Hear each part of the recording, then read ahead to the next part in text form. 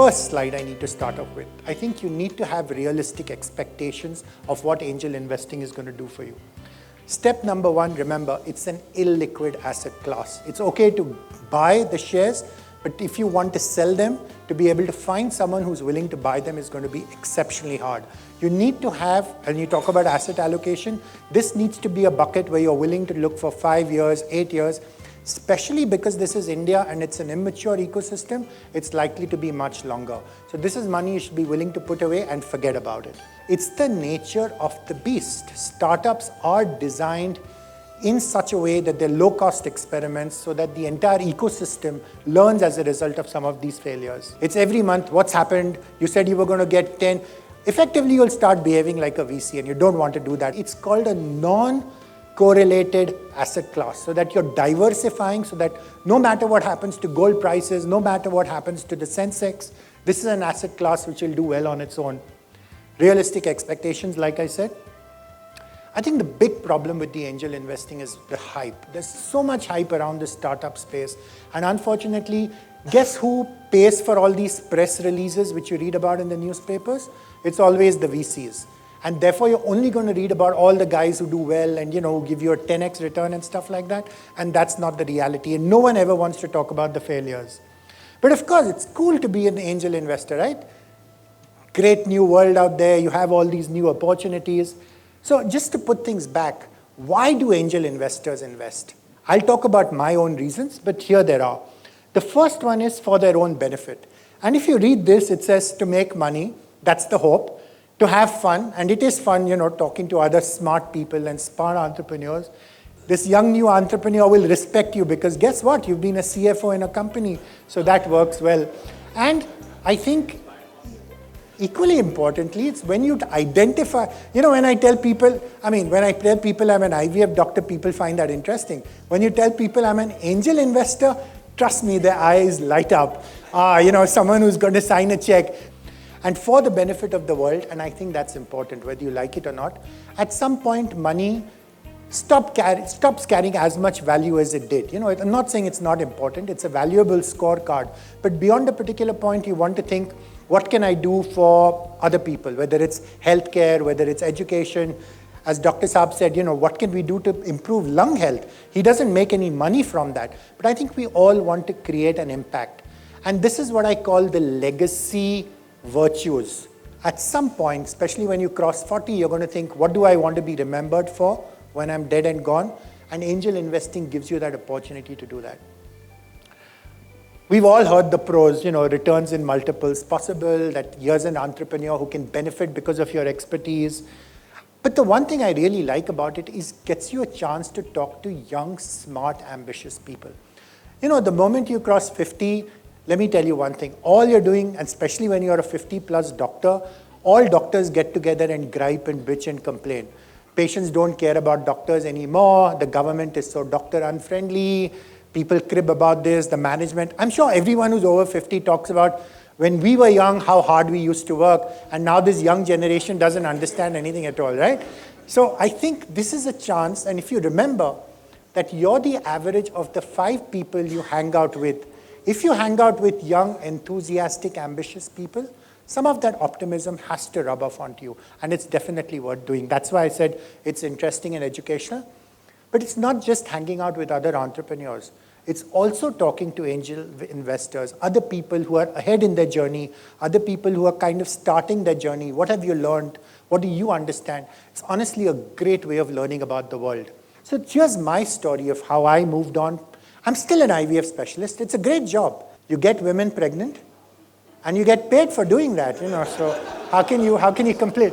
But having said that, it's something I enjoy. The emotional income is brilliant. You change people's lives. You give them a baby, and every time they see that baby, they remember you with fondness. But being an angel investor is equally fun. So here's what's happened. I've been on the board of this company called IKS Health. It's Rakesh Jhunjhunwala company. It's still private equity, but the learning has been phenomenal. As a doctor, what did I understand about balance sheets or EBITDA or whatever? But this was a company which started from nothing, has 5,000 employees today, does revenue cycle management for US physicians, making lots of money. And you learn so much during its journey. So therefore, that's where you want your startups to be. You understand how a board works, doesn't work, lots of things which otherwise I wouldn't have. Then my daughter. Both my daughters are not doctors. This worried me a lot because what happens is, what does daddy understand about any of this stuff? He's an old fuddy-duddy. But now, when she did her impact investing in UK, she did her MBA at Stanford, if nothing else, at least I can hold my own with her. So when she uses words like cash flow or some other stuff, she knows that I understand what she's talking about, and I think that's important. Now, of course, I've kind of become a little more organized, so I have a family office, so we kind of do it in a slightly different fashion. So what did I have to do to reinvent myself? Today, it's become so much easier to do this thanks to the internet. There are so many sites, blogs, books, and I'll share some of those with you, that a lot of the learning becomes much faster. The great thing, and the reason I post on LinkedIn, is I learn so much from the comments which other people put on my posts, because I don't have any of the answers. I'm often wrong, but it's always helpful to hear someone else's perspective. So that's been very helpful. And I think for me, the most important thing is, and I'm coming to this again, is what I call the T-shaped model of living a life. As an IVF specialist, I've pretty much seen everything there is to see in IVF. So that's my vertical model, that's the niche, that's the focus area. I'm extremely good at that, a lot of depth. And because you're a part of the startup ecosystem, you get to learn and you have to be interested in what else is happening in the rest of the world. So that's our website, I'll come back to that again. What is our approach? I think this is step number one. The reality is everyone who provides capital says we are going to be founder friendly. They say that, but they don't behave that way. Fortunately for me, this is personal money. It's patient capital. The only person I need to answer to when the startup goes belly up is my wife. And my wife has been married to me for too long to now kind of say, I'm kicking you out of the house because all the money is going down the drain. So she's been supportive. So therefore, I can respect entrepreneurs. And we usually measure entrepreneurs by two metrics. One is their performance, and the second is their attitude. The performance I can be very forgiving about. Tomorrow SoftBank comes into the same space, writes $1 billion check, what's my poor startup going to do? Not much, perhaps. As long as their attitude is fine, I'm perfectly okay. And so what if this startup went belly up? We have a relationship. I'll fund the next one, which you start up with. We believe in frugal innovation. We say you have to have that edge. Can I sign large checks? I can't. That's my constraint. So what can I do with the small checks which I can sign and make sure that they go a long way? Entrepreneurs will run around after you. It's much kinder to say, look, you don't fit my sweet spot. I'm not the right investor for you. Move on. Try to find someone else rather than waste their time or give them false hope. I understand that you don't want to say no, but a no is actually much kinder than a maybe. Please remember that, because then the poor entrepreneur wastes his time and lives in false hope, and that's not helping anyone. I think this is really important. You need to decide what your focus area is going to be. So for me, I could decide it could be healthcare. I could also decide it's going to be everything except healthcare, because hey, what? I know quite a bit about healthcare, but everything I know is wrong because I'm an IVF specialist and I don't think like the average doctor does, and I don't want to contaminate the way the entrepreneur thinks. And he may say, oh, you're the doctor, so you have the domain expertise. So that's one way. But when I talk to a fintech entrepreneur or an edutech entrepreneur, he knows main to kuch samajhta nahi hu. So he starts from that basis, which is absolutely fine. So part of his job description is to educate me. And we try to be open and transparent. That's why we post on LinkedIn. Pretty standard process. And the great thing for a network like IP Ventures is they're doing a lot of that hard work for you.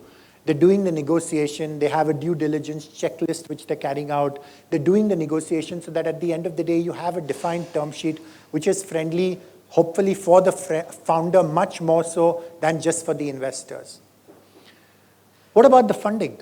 So the first step, of course, is negotiation, and everything is negotiable. Please understand that. Nothing is written in stone.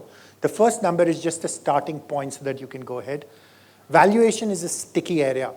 And I'll come back to this. And you'll be surprised how naive some entrepreneurs can be. And the standard thing is they come up with this great Excel spreadsheet with a discounted cash flow and say, hey, my company is worth $10 million on day one, even though I don't have a single customer. Because within the next 3 years, my turnover is going to be $100 million. All these Excel gymnastics become extremely simple. And sadly, they don't even know any better. Partly because the advisors which they go to or the chartered accountants which they go to don't understand how startups operate because they're so used to dealing only with large companies that that's the only method of valuation which they know. And the reality is, as an investor, I have enough problems. The last thing I want to do is to try running a company. The reason I'm giving that founder the money is because I think he will be able to run the company well. But there are enough horror stories, so I can understand why. And our preferred option is compulsory convertible preference shares, and I'll come back to that. Again, many ways of doing it. Lots of people will say, we want to put up valuation. I don't think there's any one right way. You've got to find a way which works for you, and then you stick to that way, and you let everyone know this is my preferred style. And if you don't think it's right for you, then don't take my money, please. So that's effectively a convertible note. And the reason I put up this slide is part of the problem is a lot of you guys, because you're CFOs, suffer from the curse of expert knowledge. Legalese, again, the first time I saw this, I was so scared. Pages and pages of clauses and fine print, which honestly, I still don't understand. I guess the thing about a term sheet, quite frankly, is if everything goes well, you don't need it. And if things go badly, no term sheet or SHA in the world is going to help you. And that's the reality. We still do it. We still sign shareholder agreements or kuch nahi to mental satisfaction ke liye, and maybe just to let the entrepreneur know, boss, don't try to play funny, but the guy who wants to play funny will, and there's very little you can do about it, and that's the reality. For us, the most important things are not the areas of disagreement. If you agree about 9 areas, then the area of disagreement becomes fairly small. I think it's easy to work that.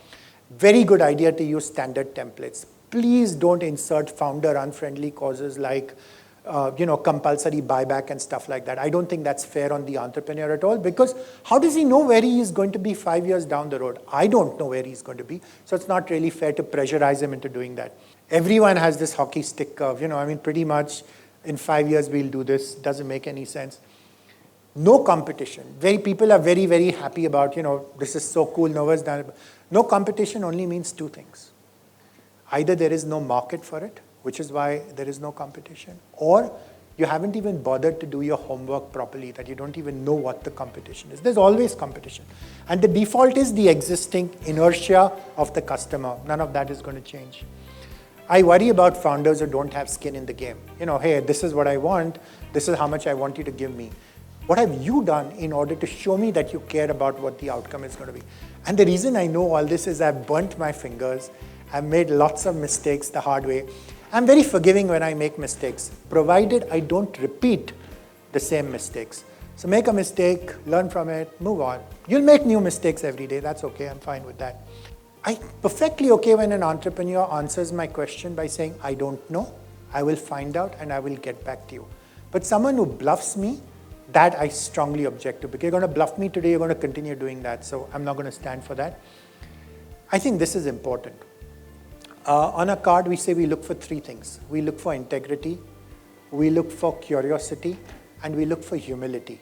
And what does humility mean? That, hey, I may not be right about everything else, so he should be willing to accept criticism and feedback. And very honestly, most of the entrepreneurs, because when I get them, they're very early, very, very early stage. Just ideas are mostly wannabe entrepreneurs. They don't ever change. So whom do I fund? And again, this sounds so irrational. You're signing a check, you're giving them money, and you talk about falling in love with the team. But the reality is a lot of this is irrational. Everyone says you've got to bet on the jockey, and that is the truth. And once you've done that, and actually that's the way your brain is wired.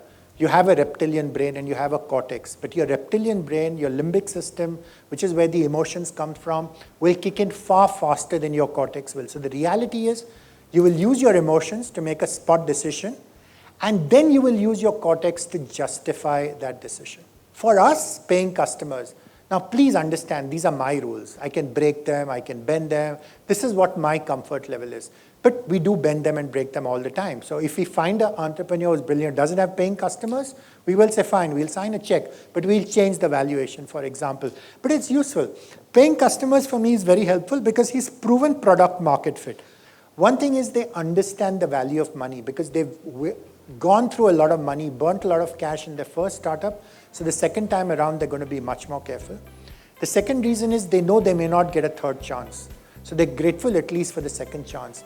And most other investors aren't very interested in these failed entrepreneurs because it's like, अरे यार, first बार fail हो गया तो इसको पैसे कौन देने वाला है? So my approach is slightly different, and it's always good not to have too much competition.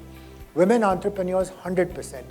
I think any woman who has the courage to be an entrepreneur, especially in this country, has to be 10 times hardworking, smarter than a man, because there's just so many odds against her. So if anyone can pull this off, full marks.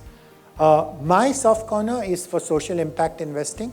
As I said, this is patient capital. I have a long-term view, and especially for things like education, where I think you can affect the next generation, or healthcare, I would definitely do it. You can see this presentation online on SlideShare. It's called the A to Z of angel investing. And the X for X-ray is true, that sometimes after you made an investment and then the startup has gone belly up, you actually sometimes need to think, what was I thinking of? Why was I such an idiot?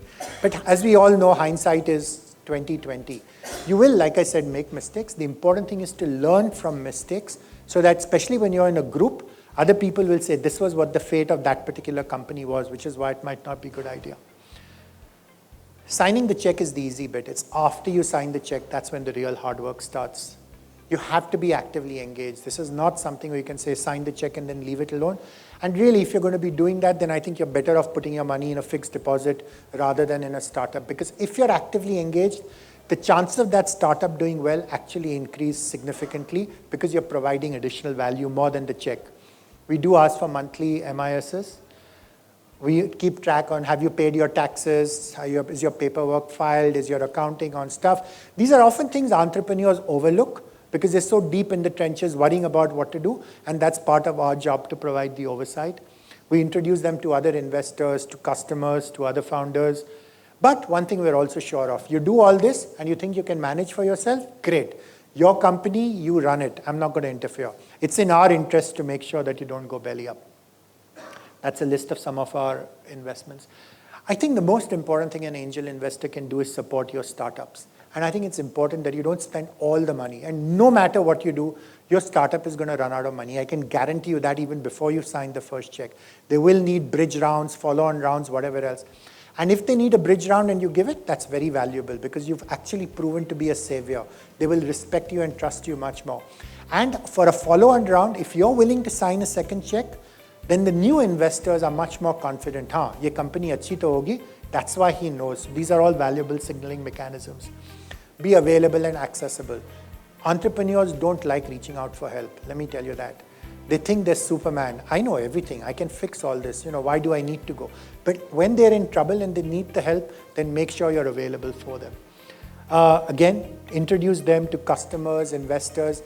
When an entrepreneur sells, it's a bit of a problem. But if you're their cheerleader, if you can say, hey, I know this guy and he's good, that carries a lot of clout. You can help them in various ways, connect them with recruiting, marketing. Again, this is if they think you add value, then it's helpful to be a coach, helpful to be a mentor, because you actually have skin in the game. So the quality of advice you will provide will be far better than what anyone else does. But please keep the faith. This is something which is don't show the entrepreneur, when you came to us and raised money, you showed us that in 18 months you were going to be cash flow positive. And it's now been 24 months, and now you want to raise a follow-on round. That's going to happen. Just accept that in spite of his best efforts. So you need to keep the faith. You need to be patient and persistent. You're likely to be much more active angel investors, and entrepreneurs are going to respect you because you understand how mature businesses are run. So that for you, you've identified a few, make big bets, double on them, keep on doubling up on them until they finally reach whatever their final outcome is. This is the philosophy I would follow. Principles are straightforward enough. Use a portfolio approach. No matter how much you think this company is going to... The definition of a complex adaptive system is you cannot define what the outcome is going to be. There are multiple things which can go wrong, and they will go wrong, trust me. So take a portfolio approach. Define that, yes, I need to do multiple companies I need to back. The power law applies. Again, everyone thinks that, and people don't even understand what this means unless you actually see it.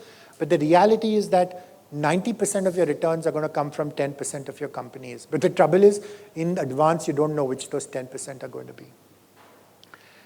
Not a get-rich-quick scheme. You can't piggyback onto someone else's hard work and then expect, "Okay, I'm going to make money." And if that's what you think about this, you're going to be disillusioned very quickly. And I'll tell you why this worries me a little bit. Because I think if you have immature angel investors who start angel investing for the wrong reasons, the entire ecosystem starts getting a bad reputation because they give the entrepreneurs a hard time. It's like, "Arey yaar, ye sab paisa nahi dena chahiye, sab entrepreneurs ullu banate hai." I think then everything gets contaminated. And I think it's important for financially educated people like you to be able to provide that kind of sense so that the system continues to grow from strength to strength, which is why joining a network is absolutely a no-brainer. You continue getting smarter, you sign bigger checks, no problem. You want to sign your checks on your own, that's also fine. But there's lots of safety in the wisdom of the crowd. Read. I mean, you might think that because you're a CFO, you know a lot, but that doesn't mean you know necessarily anything about startup spaces. So angel investors are extremely helpful. Again, many reasons. We'll just go through them again. You're pooling your knowledge together, you're pooling money together, and you're going to make a lot of mistakes. And the great thing about being a part of a group is other investors will ask intelligent questions.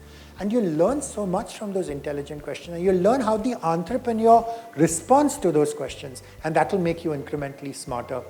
They'll be able to source deals for you because otherwise it's very hard to get an entrepreneur to come to you. Why would he? Whereas if IP Ventures has a brand name, it makes a lot of sense to say, yes, we want to be the preferred choice. We will attract the cream of the crop. And my suggestion is participate in lots of these. I'm not saying necessarily sign checks if you don't want to, but you can learn a lot just by observing what other people do. So it's not very difficult, and that's the advantage of the internet. A lot of these are digital, so you'll be able to see what's hot, what's not, what other people are doing and why they're doing it. And like I said, real life networks is my recommended method, especially in the beginning. Again, say no. Don't keep on making them hang on forever and ever. And I'm quite happy to say no over email as well. Sometimes it's clearly obvious he's too early, he's too late, he wants to raise too much, his pre-money valuation is unrealistic. I'll say, sorry, I'm not the right angel investor for you. You need to find someone else. In the meeting, face-to-face, honestly, if you get a whiff, something's off, say no. You'd be much better off saying no if you have this whiff rather than something doesn't smell right. This guy has cash on the books. He's saying things which don't seem to add up, or that's not what this thing is, or he's covering up when he's providing answers, or he said one thing on Monday and on Wednesday he's saying something else. All those are red flags. Again, like I said, the entrepreneur's time is his most valuable resource. Don't waste it. It sometimes gives the angel investors a big ego kick. Arey yaar, the guys come running after you. Here's my presentation, second presentation. Here are the new figures. Here is this. Can we meet for coffee? Can we meet for all that kind of stuff? That's really not fair if you're not seriously interested. You need to be excited about what this guy is doing. If you're not, it's far better to you will find lots of other opportunities. I can promise you that.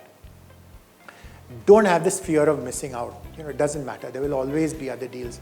एक बस छूट गई तो दूसरी बस आने वाली है 10 मिनट में नहीं तो 15 मिनट में आएगी. Don't worry about it. And this is important. Even if you don't sign the check, don't. But you're creating a reputation for yourself, so try to add value to every meeting, no matter what it may be. Be careful about your reputation. This is the only thing you have. So are you going to get the reputation that these guys are crooks and they fleece entrepreneurs? You will get all the dodgy deals. Terrible. You'll never get any good ones. Whereas if you get the reputation that these are friendly guys who will support you, even in your time of need, all entrepreneurs talk amongst each other. Just like you guys are talking amongst each other, trust me, and they say lots of things behind our back, which I'm sure we'd rather not be hearing. But if you get a good reputation that these are good guys, I think that's great. Then the best entrepreneurs will start coming to you. Lots of books. I would say read all of them, because a lot of it is repetitive, but each has a slightly different focus as to what it's all about. So Jason Calacanis, for example, is a scout for Sequoia. He has one particular view.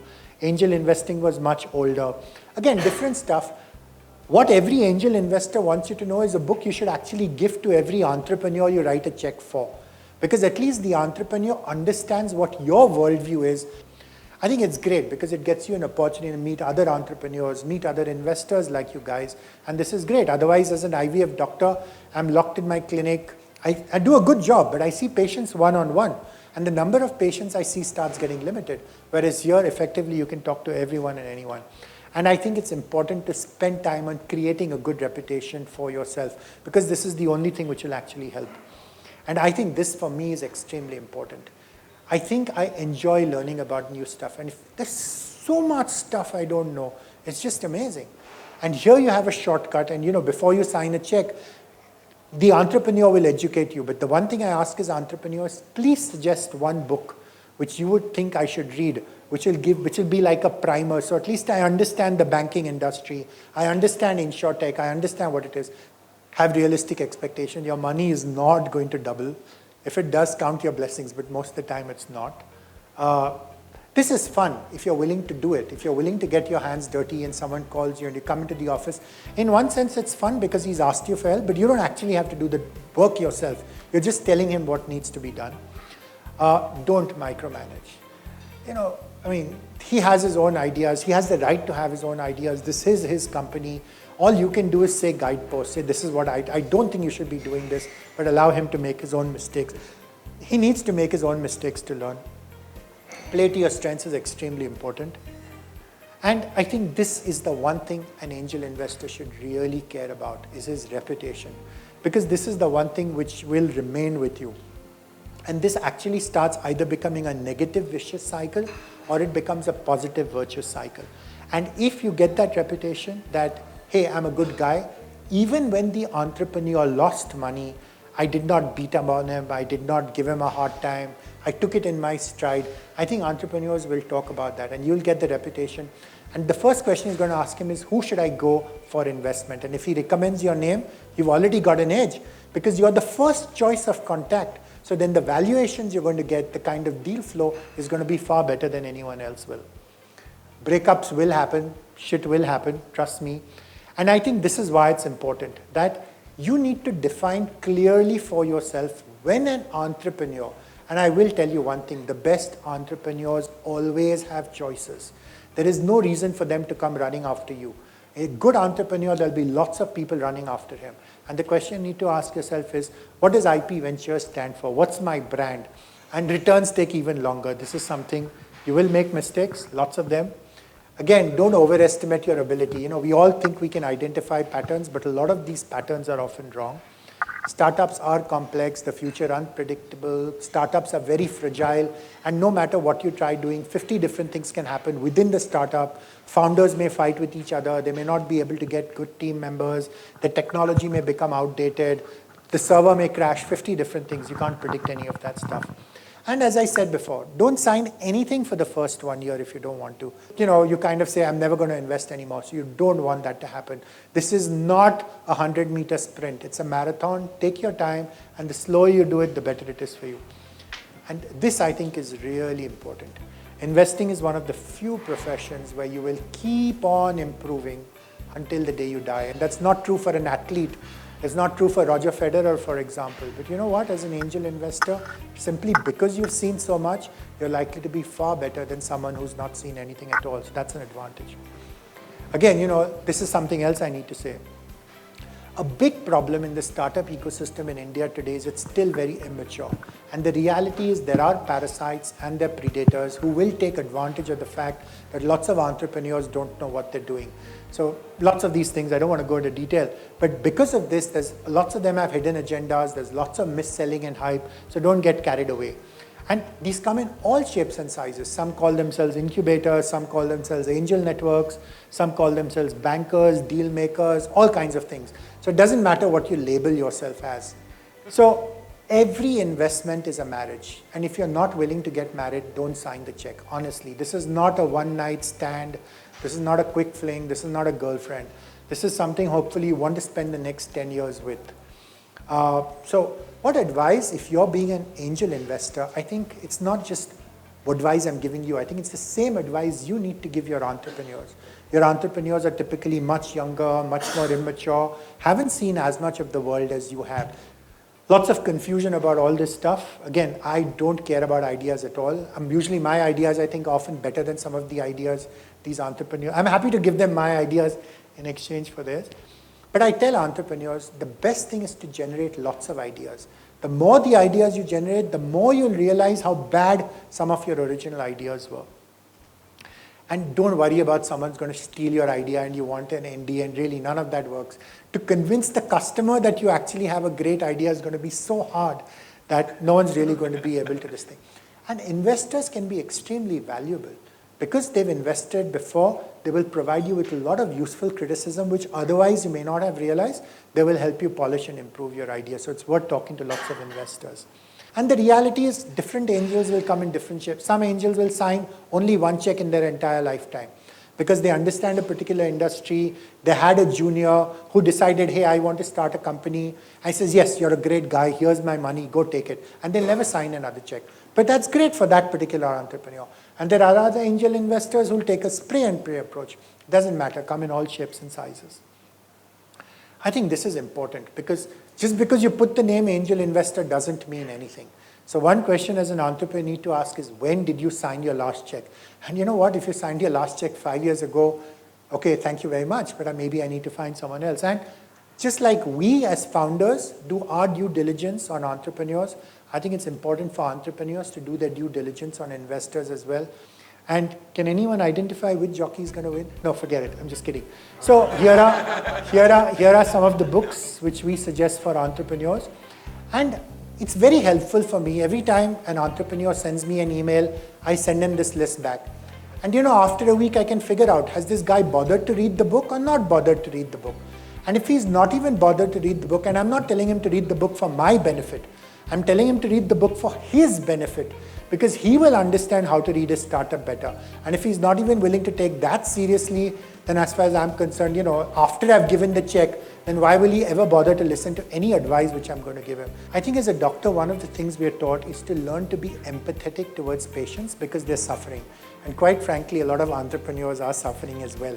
So if I can be a little empathetic and understand, give them a shoulder to cry on, explain to them that yes, sometimes these things happen, and help them during their rough times, and they have enough confidence that when they're in a deep trouble or in this thing, I will be there to help them without trying to be judgmental. I think that's helpful. I think the second piece is education. For me, it's very important as a doctor to educate patients because I think patients need to have realistic expectations of what doctors can do. We're not magicians. IVF doesn't have a 100% success rate no matter what I do, just like startups don't have a 100% success rate. There used to be a time when we would take pride in saying yes quickly, no more. We're very, very careful about saying yes. So I think the most important thing is triangulation. Then it'll take that much longer. So he's the one who needs to set the pace. But we will follow a process. We define our process on our website. So we will not try to hold him up. But we will do customer calls, we will do reference checks, we will do anti-reference checks. We will talk to the previous guy whom, which company he left, stuff like that. So, and we will at least have him come to the office. We will go to his office. We will try to talk to his employees. At the end of the day, it's still we still make lots of mistakes. So I think there are good practices. There are best practices. And if those best practices have been invented by an institution, I would be stupid not to follow those best practices just because I'm not an institution. If they've learned the hard way that this is the way to do it, then this is the way I will do it. The difference is I don't have an investment committee. I mean, I'm just trying to say I don't have to worry about, hey, am I returning the money? But otherwise, the common hygiene is going to be the same. It's like doing surgery. Whether you do your surgery in Mayo Clinic or whether you do it in any other place, the steps have to remain the same. So you could say, hey, that's a process which you institutionalize because that's the right thing to do.